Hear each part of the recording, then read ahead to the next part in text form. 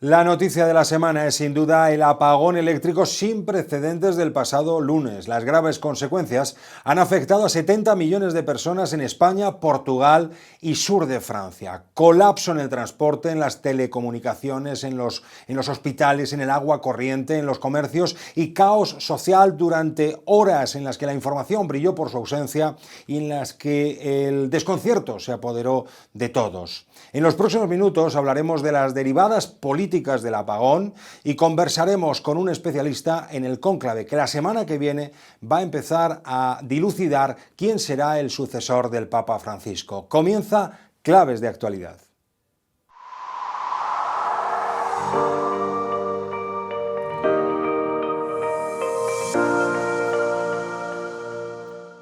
Lo que hemos visto es que había generación nuclear funcionando justo antes de la caída del sistema.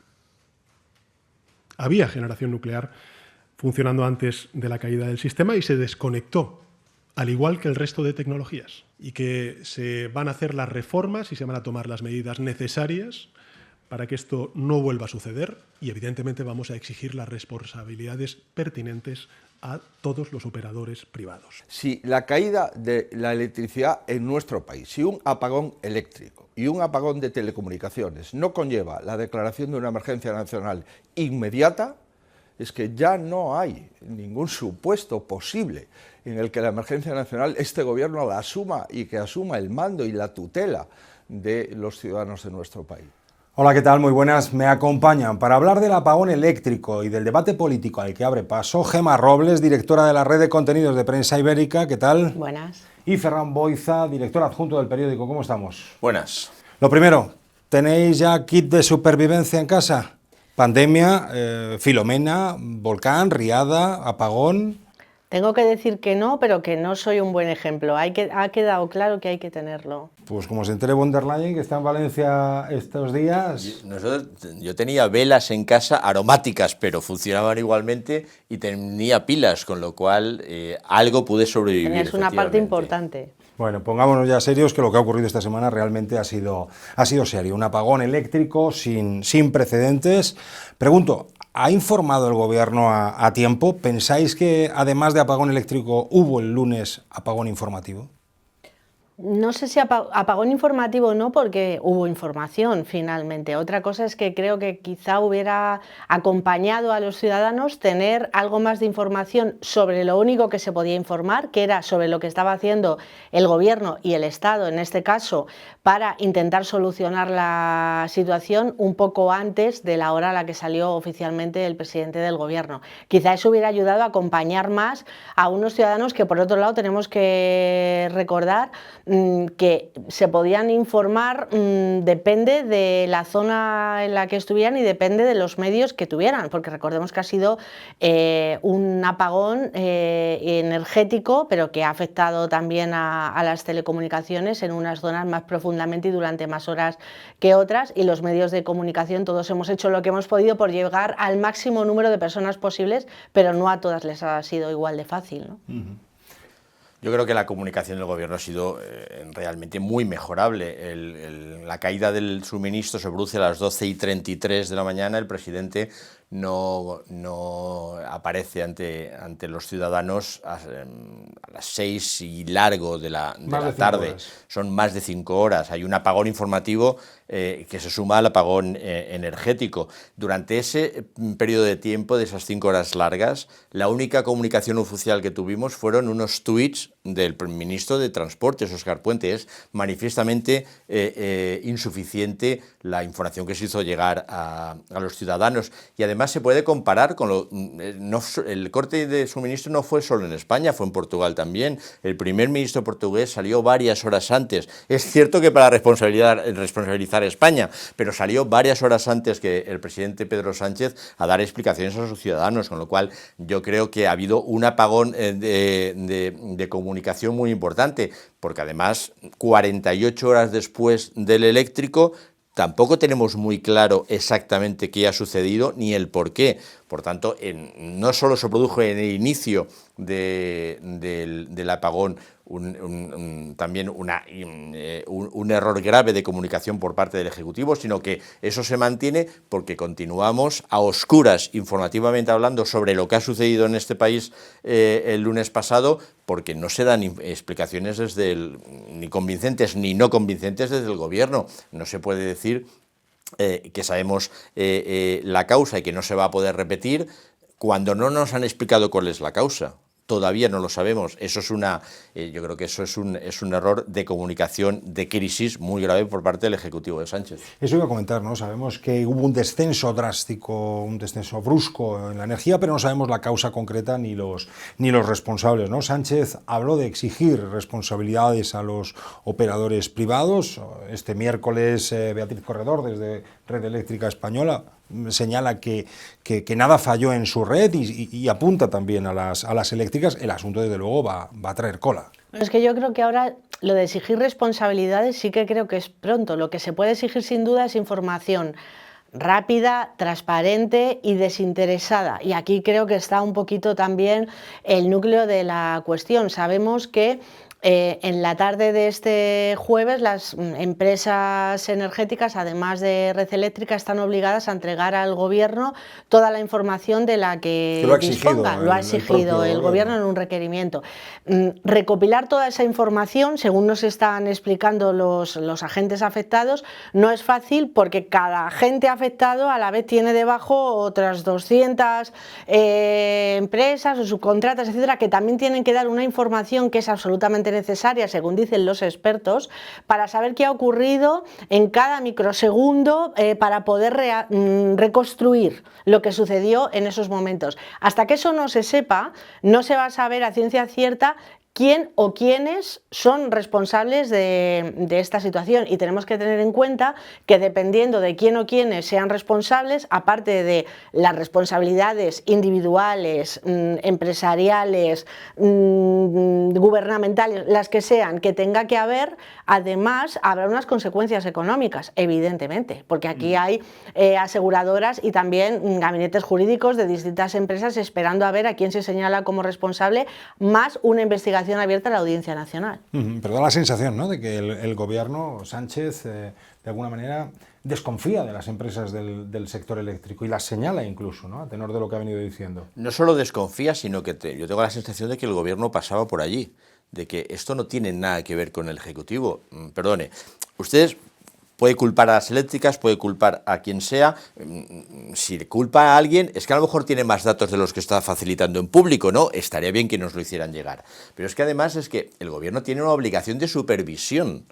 Red Eléctrica es una empresa privatizada parcialmente. El 20% de Red Eléctrica, que es el organismo responsable del suministro en España, el 20% es propiedad del Estado. La presidenta de Red Eléctrica, Beatriz Corredor, ha sido ministra Zapatero, ha sido concejal del Ayuntamiento de Madrid. Creo que coincidió en el Ayuntamiento de Madrid cuando Pedro Sánchez era concejal. Por tanto, no es una persona ajena al Gobierno, no es una persona ajena al círculo más inmediato de Pedro Sánchez. No puede hacer el presidente como que eso no va con él. Y señalar a las eléctricas, que me parece muy bien, si lo hace debería decirnos el porqué, en base a qué lo está haciendo, pero la sensación que tenemos es que 3 días después el Gobierno se lava las manos señalando lo dijo en las comparecencias, las 2 que ha tenido en las últimas horas, ha señalado los operadores privados. No, perdone, los operadores privados tendrán su responsabilidad y habrá que concluir cuáles son y que las responsabilidades que ello suponga. Pero usted tiene una responsabilidad de supervisión y hasta ahora no parece que ello se haya producido. Y el Partido Popular, muy crítico con la gestión del Gobierno, ¿no? Denunció en un primer momento esa falta de información el propio lunes durante horas y reprocha al Gobierno que no declarase el estado de emergencia nacional de inmediato. Sí, yo sinceramente lo de la declaración del estado de emergencia no sé si hubiera hecho variar mucho las cosas. Sí que me parece muy bien que las comunidades autónomas que lo creyeron necesario requirieran del gobierno, ¿no?, una intervención directa, sobre todo por dos cuestiones. Una, porque no tenían la información ni iban a tener directamente la información de lo que estaba sucediendo, sobre todo de lo más urgente, que era cómo se podía salir y arreglar en ese momento de apagón la situación en la que estábamos, revertir la situación del apagón. Después estaría ya saber por qué ocurrió, las consecuencias y las medidas que se tengan que tomar para que no vuelva a ocurrir. En ese sentido, creo que las comunidades autónomas hicieron bien, porque es verdad que no tenían información para saber si eso iba a durar 2 horas, 8, 3 días o una semana. Entonces hicieron lo que creyeron pertinente y además están en su derecho y tienen un marco legal que lo permite. A partir de ahí, yo creo que sería un error polarizar esto, porque sinceramente me parece que a los ciudadanos en este momento del partido no les interesa mucho saber qué partido político grita más fuerte o cuál tiene, o sea, necesitan saber qué ocurrió y sobre todo garantías de que no vuelva a ocurrir y después soluciones para los que se han visto más afectados y que han tenido pérdidas económicas o de otro tipo bastante serias, y hay que darles una solución cuanto antes. Lo malo es que esa solución parece en todo caso que está ligada a saber o tener indicios de responsabilidades. Por eso creo que está bien que se urja a tener toda la información, ya me parece incluso tarde, esta misma que sea en la tarde del jueves cuando se tenga que entregar, que quizá podía haber sido antes, al menos informes preliminares.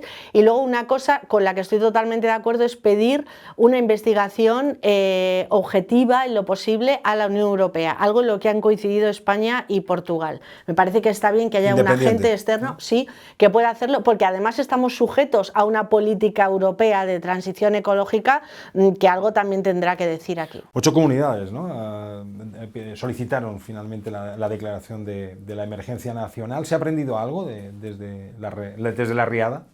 Bueno, yo creo que son casos muy diferentes, la riada y el apagón, yo creo que no se pueden equiparar. A mí lo que me resulta extraño es que se exigiera a las comunidades autónomas que en 15 minutos tuvieran que decidir si pedían la declaración de emergencia nacional o no. A mí eso me parece muy llamativo. A lo mejor técnicamente tiene una explicación que, como tampoco nos la han dado, pues no lo sabemos. ¿Había que declarar emergencia nacional o no? Pues sinceramente yo me veo incapaz de valorarlo, y eso tendrían que ser los técnicos lo que lo digan. Pero yo lo que digo es que la credibilidad del Partido Popular es nula para pedir ningún tipo de responsabilidad. O sea, tiene un lastre Núñez Feijóo y se llama Carlos Mazón. O sea, y un debate interno, si me permite, sobre cuándo hay que pedir el estado de emergencia. Lo hemos visto claramente en esta situación. Bueno, sí, pero hay comunidades que lo han pedido y que no. Pero el estado de emergencia se puede, lo conozcan los lectores, ¿no? El estado de emergencia lo pueden solicitar las comunidades autónomas, pero puede de oficio también el gobierno, por propia voluntad, activarlo, declararlo, a través del Ministerio del Interior. Yo lo que digo es que yo me siento técnicamente incapacitado para valorar si era necesario o no. Yo he visto medios de comunicación que han titulado caos. Yo no viví en Madrid el lunes una jornada de caos. Hubo civismo, más allá, ¿no?, hubo civismo por parte de los ciudadanos, solidaridad. Por tanto, yo no sé hasta qué punto era necesario o no la declaración de emergencia. Eso tienen que decir los técnicos, los especialistas en protección civil, ¿no? Pero volviendo al debate político, que es de lo que yo creo que nosotros podemos opinar con más garantías, es que claro, o sea, el Partido Popular está pidiendo responsabilidades personales ante la situación que hemos vivido esta semana.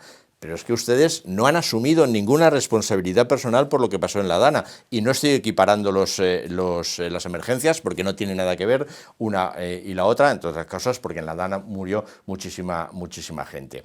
Pero no, claro, es que el problema de credibilidad que tiene el Partido Popular es que no puede pedir una responsabilidad personal cuando tiene el lastre de Carlos Mazón, al que hemos visto como prácticamente escondían en el Congreso del Partido Popular Europeo que se está celebrando en Valencia. Por tanto, es muy complicado con ese lastre a las espaldas poder exigir ningún tipo de responsabilidad personal, que es lo que ha hecho el Partido Popular. Responsabilidades al gobierno hay que pedirlas todas, porque como yo decía antes, no sabemos todavía a día de hoy qué es exactamente lo que ha sucedido. En las primeras horas del lunes, durante el apagón, se desató o se disparó, ¿no?, la hipótesis de un ciberataque.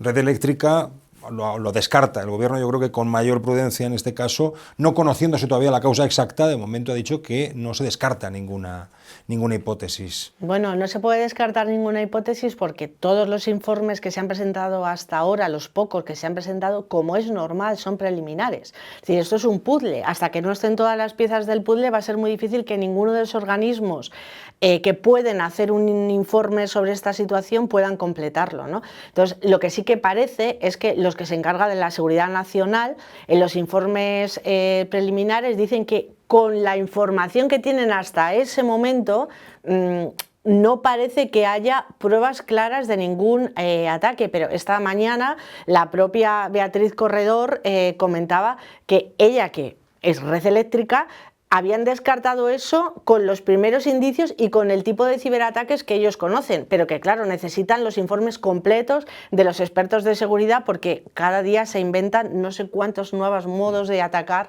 ¿no?, a las empresas, con lo cual puede ser imprudente, ¿no?, y un problema para la seguridad nacional dar por descartado una cuestión para después, dentro de 2 meses, decir que sí, que hemos encontrado una vía. Yo creo que lo importante es que todo el mundo muestre buena voluntad y no un interés oculto en hacer ver que el responsable es otro, porque insisto, va a haber responsabilidades también económicas y esto está en juego, más reputación, más posibles responsabilidades personales, y todo el mundo aquí tiene mucho que perder.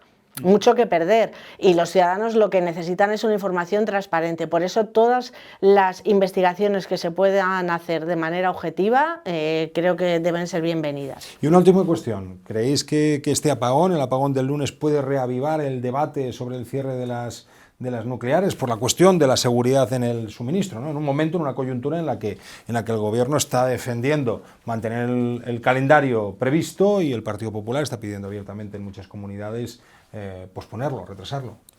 La propia Red Eléctrica lo ha puesto sobre la mesa cuando han trascendido los informes en los que el mes de febrero, hace apenas 2 meses, alertaba de que el incremento de las energías renovables ponía en riesgo el sistema. Y lo que es cierto es que en el momento justo en el que se produjo el gran apagón, las energías renovables estaban aportando el 75-80% de la energía que se estaba consumiendo en España.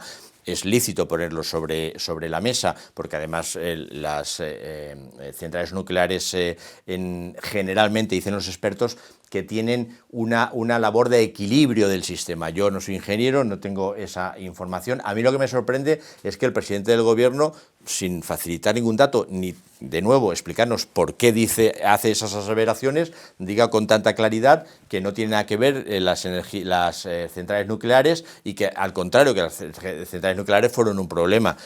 Si no sabemos qué ha sucedido, es difícil hacer ningún tipo de análisis, pero en cualquier caso es un problema, es una realidad que se ha puesto sobre la mesa y que ha puesto el propio regulador, que es Red Eléctrica. Un buen debate ese para politizar y para hacer un debate social y político, y no tanto polarizar en el que todavía no tenemos información. Pero bueno, hay que tener en cuenta que hay una Unión Europea también que nos pone un marco de que tenemos que seguir. Pero es un buen debate de país. Gemma, Ferran, muchas gracias a los dos por ayudarnos a comprender mejor las claves de actualidad. Os engaño en otra ocasión, ¿eh? Nos vemos. Cuando usted quiera. Que paséis buen día. Un abrazo. Seguimos. Son cardenales de la Iglesia Católica que participarán a partir del próximo miércoles en el cónclave que elegirá en la Capilla Sixtina al sucesor del Papa Francisco. Vienen de 71 países de todos los continentes. Me acompaña para hablar de ese cónclave el periodista y escritor Eric Frattini. ¿Qué tal? ¿Cómo estás? ¿Qué tal? ¿Qué tal? Un placer. Un especialista que está a punto de publicar, o ya ha publicado este libro, lo único que todavía no está en las librerías, muy pronto lo estará. ¿Cuándo está en las librerías? El 5. El 5 de mayo, o sea, la semana que viene. Un libro que se titula también Cónclave, la Iglesia después de Francisco, y esto es lo que todo el mundo se pregunta, y después de Jorge Bergoglio, después del Papa Francisco, ¿qué? Pues, ¿responde el libro a esa pregunta? Responde de cómo debería ser, ¿no? No cómo va a ser, pero sí cómo debería ser la Iglesia después de Francisco. La Iglesia después de Francisco, yo siempre digo, que tú lo sabes, que para mí el gran revolucionario, si se puede llamar así a un sumo pontífice, fue Benedicto XVI, que fue el que hizo el agujerito en el muro, ¿sabes? Para que entrara un poco la luz. Es Benedicto quien dice basta ya, hay que reformar la curia, basta ya, hay que reformar el sistema financiero vaticano, basta ya, hay que sacar la porquería que había debajo de las alfombras con respecto a los abusos sexuales, la pederastia, los casos de pederastia, y es Benedicto XVI. Entonces, digamos que Benedicto XVI se vio ya muy mayor, hizo el agujerito para que el siguiente papa dijera, oye, yo ya te he hecho el agujero en el muro, no te digo que derribes el muro, porque eso tiene que pasar mucho más siglos, pero sí por lo menos te ayudo a que los avances sean más. Y yo creo que en algún debate contigo lo he dicho ya, que yo creo que Francisco ha fallecido sin haber hecho todas las reformas que él quería hacer, ¿no?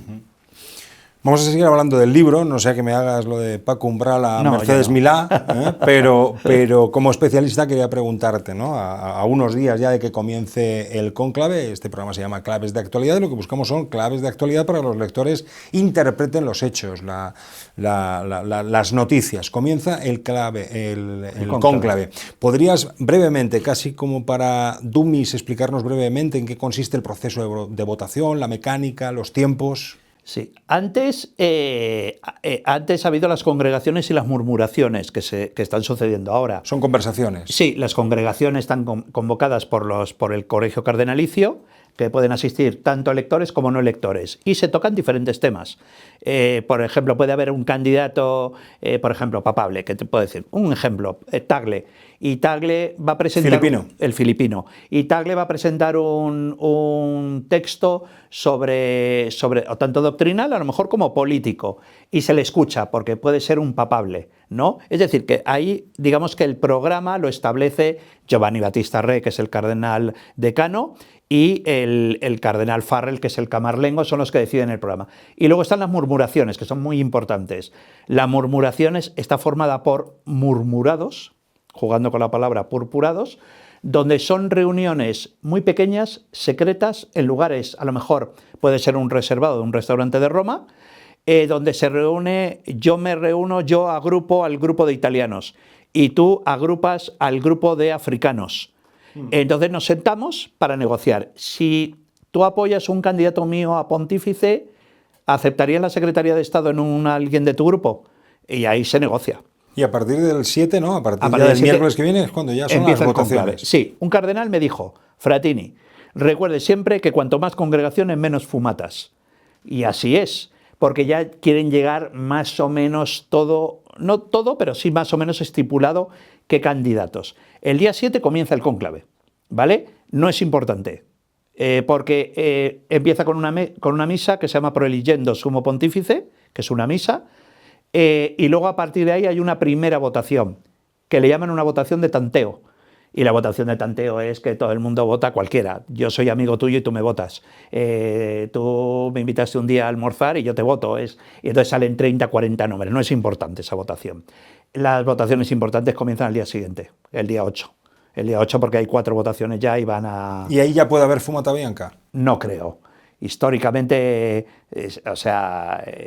si tú ves, los últimos papas han sido elegidos al segundo día. Claro, estamos hablando del segundo día, son ya casi 12 votaciones. Hay 133 o 134 cardenales, 133. ¿no? 133 este año, podrían haber sido 135, pero al final se quedan 133, ¿no? Y hay unas votaciones, ¿cuál es el mínimo de votos que ha de alcanzar un candidato para salir elegido sucesor del Papa Francisco? Claro, 133, si lo divides entre 3, un papa tiene que ser elegido con las 2/3 partes, pero como 133 no da, porque quedaría uno colgado, sería 132. Entonces lo que se ha establecido es que sean 88 votos más 1 para ser elegido sumo pontífice. Pero esto es ahora, sabes que a lo mejor el próximo cónclave habrá 120, entonces serán solamente necesarios 40. Pero en este caso son 88 más 1. Y la gran incógnita, Eric, supongo que es para todo el mundo, para la opinión pública, para todos los ciudadanos, es si el Papa que salga elegido por los cardenales va a ser un Papa continuador de las reformas del Papa Francisco o va a ser un detractor de las reformas que arrancó. No se sabe, porque si tú también te analizas la historia reciente de los papas, te digo desde Montini, ¿vale? Que es de hace poco, Montini de los años 60, yo nací con Montini. Hay una norma que a veces se cumple, que es cardenal conservador, papa liberal. Cardenal liberal, papa conservador. Es decir, yo te digo, por ejemplo, Wojtyla. El cardenal Wojtyla fue un cardenal conciliar. Es decir, se crió bajo los pechos del Concilio Vaticano II. Y luego, ¿quién ha sido el papa que más ha evitado las normas conciliares? Fue Juan Pablo II.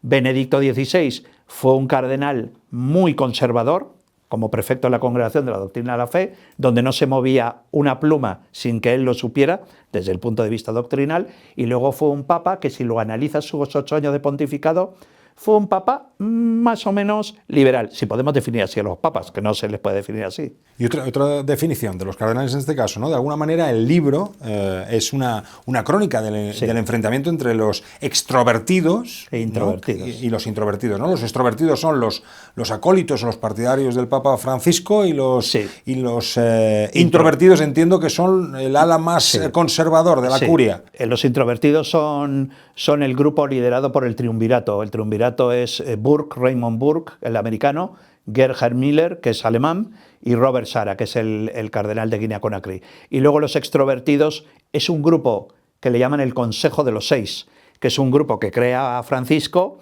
con la única misión de combatir al grupo de los del triunvirato. Y el máximo representante de ese grupo de extrovertidos era Maradiaga, el cardenal de Tegucigalpa, que es era un hombre muy próximo, que incluso lo utilizó Francisco para misiones especiales. Y la batalla dialécticamente puede ser muy dura. Muy dura.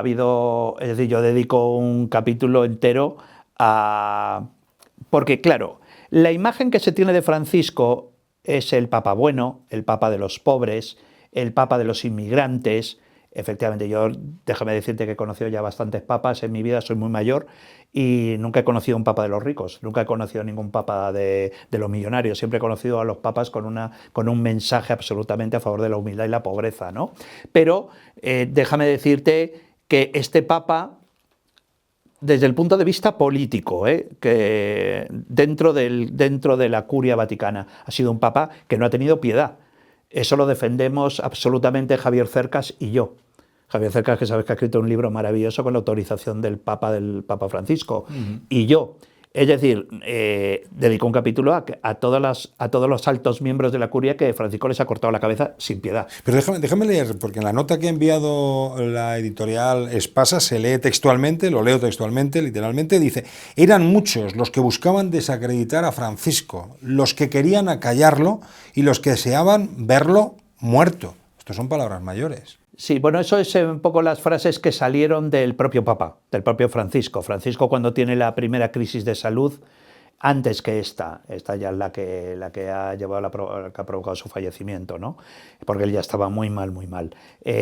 La anterior, que él tiene una crisis, creo el 2015, creo que es 2015-2016, donde le pregunta a un periodista del Giornale, le pregunta: bueno, Santidad, ¿ahora está usted bien? ¿Está usted contento de volver al Vaticano? Y él responde, hace una declaración como diciendo: sí, yo estoy muy contento, los fieles también están muy contentos, me lo han demostrado, pero no están tan contentos un grupo de la curia, que incluso algunos preferirían verme en los brazos de nuestro Señor.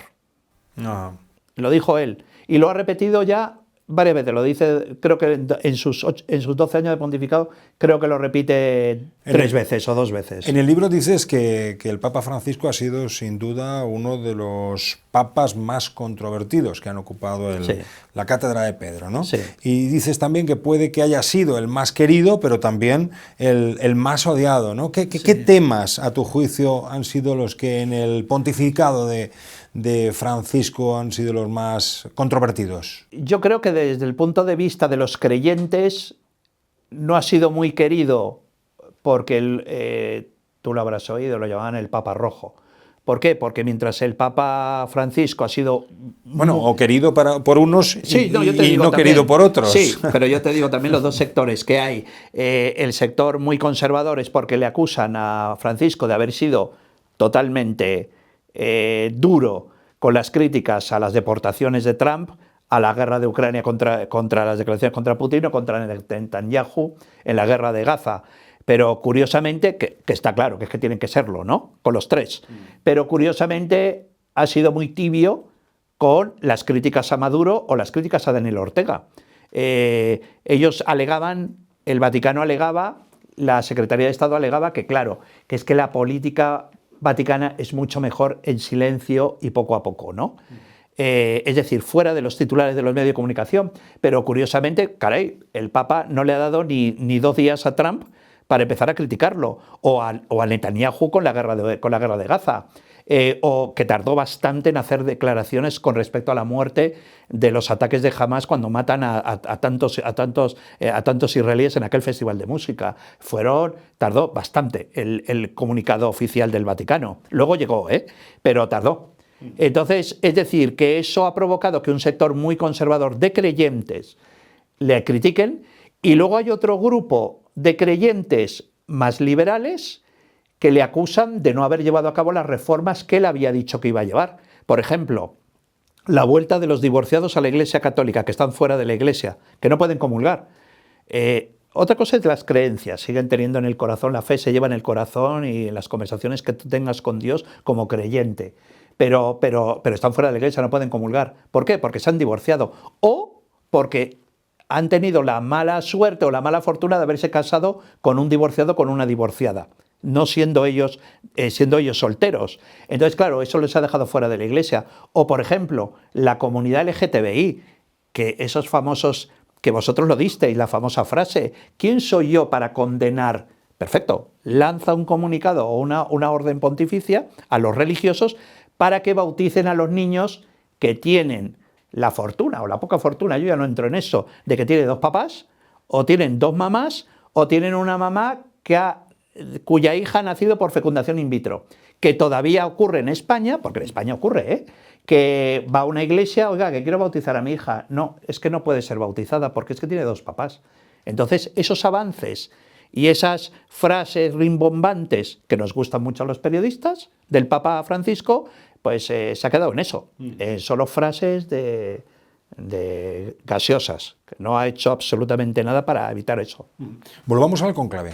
Comienza el miércoles que viene y además es el nombre también del título del libro que publicas a partir de la semana que viene, ¿no? Cónclave. Están sonando mucho candidatos como los italianos Parolin o Zuppi o el filipino que mencionabas, Tagle. ¿no? Tagle, ¿no? Están sonando mucho. Sí. Lo que ocurre normalmente es que esto es una votación absolutamente impredecible, ¿no? Impredecible, absolutamente, es decir... O sea, no hay favoritos, o hay No, favoritos, pero... o sea, puede suceder en el caso de Ratzinger. Yo creo que era el propio Ratzinger el único que pensaba que no iba a ser elegido papa, pero digamos que era todo el mundo le veía, todo, hasta la prensa, y yo cubrí el cónclave del 2005 donde todo el mundo, en los restaurantes, en la calle, los fieles te decían, es que va a salir el cardenal Ratzinger, papa, te lo decían por la calle. Ahora, claro, eso ha cambiado. También estamos hablando de un cónclave que es algo inaudito. ¿Por qué? Porque se reúne gente de 71 países, cada uno con su punto de vista doctrinal y con su punto de vista de sus propios feligreses, que son diferentes. No es lo mismo un feligrés de aquí de Madrid, o de Barcelona, o de Bilbao, que un feligrés que está en Mindanao, en una isla perdida de Filipinas. Es que son diferentes los feligreses, y digamos que los líderes de esas iglesias tienen unas mentalidades diferentes. Pero también recuerda, un cardenal me dijo, Frattini, todo cardenal que entra papa sale cardenal. Entonces lo que menos podemos hacer es que si tenemos, déjame decirte, perdóname, brevemente, que le ha venido muy bien a Matteo Zuppi, la fotografía de Trump con Zelensky, porque esa fotografía ha sido gracias a 2 cardenales, a Zuppi, enviado especial de Francisco a Ucrania, y del nuncio apostólico en Washington, que es cardenal elector, que es el francés Christopher Pierre, que es amigo de Marco Rubio y ha conseguido esa fotografía. Creo que con la protesta atroz, brutal y el pataleo de Macron, que lo han dejado fuera. Título Cónclave, autor Eric Frattini, editorial Espasa. ¿Cuándo está en las librerías? El 5, el lunes, está ya. Bueno, pues enhorabuena. Muchas Siempre gracias. Es motivo de enhorabuena. Yo la verdad es que he perdido ya la cuenta de los libros que has publicado sobre el Papa y el Vaticano. 8 libros. 8 Este es mi libros. 8º libro sobre el Vaticano. Gracias por acompañarnos. Un placer. Hasta otra. Un placer, como siempre. Pues aquí termina Claves de Actualidad. Muchas gracias por estar, como siempre, ahí. Hasta otra ocasión. Sean felices.